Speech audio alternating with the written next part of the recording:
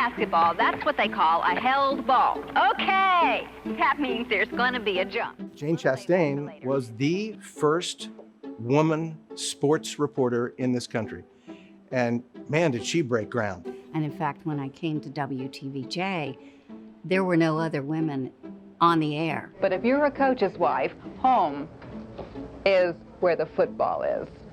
Jane Chastain, Channel 4 News. Bernie Rosen was the sports director at WTVJ for more years than I can count. Being very forward-thinking, he tried to find a woman to work in the sports department.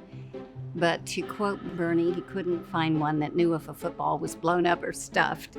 When I first arrived, though, at WTVJ, they would not hire me full-time. And they told me that even though I'd done live shows, that I would not be allowed to go on the air live at WTVJ. It wouldn't be accepted, just forget about it. But I was allowed to do 3 sports features a week. No more, 3. That was it. For most teenagers, turning 18 means the right to vote. But for tennis sensation Chris Evert, it's the right to go out and earn $1 million. I was an experienced on-air person, but I really knew nothing about being a good reporter. I grew up as a reporter at WTVJ. Are you satisfied, looking forward to another year with that group? Oh yeah, that's the big reason that I did switch. Well, I was a photographer for many years. That was difficult. Jane had a difficult time. She went through a lot of hardships, believe you me. We would still get complaints at the station.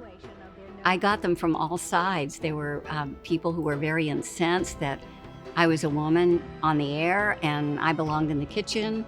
And then there was the extreme on the other side that felt that, well, I didn't march to their drums, so they weren't happy about it either. When she first started working, they wouldn't allow her in the press box at the Orange Bowl because she was a woman. This was before the women were allowed to go in the locker room. So we would have to go in, get them, bring them out. And a lot of guys just said, no, I'm not doing that. The New York Yankees were training in Fort Lauderdale, and Joe DiMaggio was going to give a news conference. DiMaggio says to her, I don't talk to women. Can you imagine in this day and age? I will not give a woman an interview because it's beneath me to have a woman talk to me. And she said to him, Mr. DiMaggio, would you be happy if I went back and told my boss that I couldn't get an interview because I was a woman and I got fired? All right, let's do something. And you know that Jane Chastain was so prepared, tremendously prepared. She did a fantastic interview. And when it was all over, he said to her, gee, you really know what you're talking about. George Wilson, who was the coach prior to Don Shula, absolutely refused to speak with her. Just would not even acknowledge who she was. Unbeknownst to me, George Wilson had told Bernie, well, she won't come to my camp. And Bernie told him what he could do with that idea. And he said, well, she won't interview me. Wilson pretended that I wasn't there. I could have just been a blade of grass. But near the end of the season, he came up to me one day at Dolphin Camp and he said, Jane, you gonna be here tomorrow? And I said, yes. Well, I'll give you that interview. And I had no idea that the players even were paying attention to something like that. But as soon as the camera stopped rolling, they stopped what they were doing and they ran over and they picked me up and they carried me across the field and they threw me in the Dempsey dumpster. It was kind of their way of saying, okay, now you're one of us. It was really one of the happiest moments of my life, I think, because I had been accepted. Which brings us to that jump ball I promised you. Fella, I think you're in real trouble. I'm Jane Chastain. That to me was one of the best things we ever did, hiring a woman. Jane always handled herself with class, with dignity, with integrity.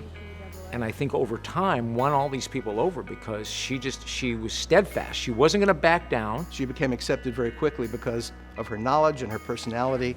It was a great hire. Well, defending champion Bobby Unser led a field of 10 cars which qualified today for the Indianapolis 500. This was her job. And she wanted to be respected for doing her job. And ultimately, she got that respect. I remember those years with great fondness.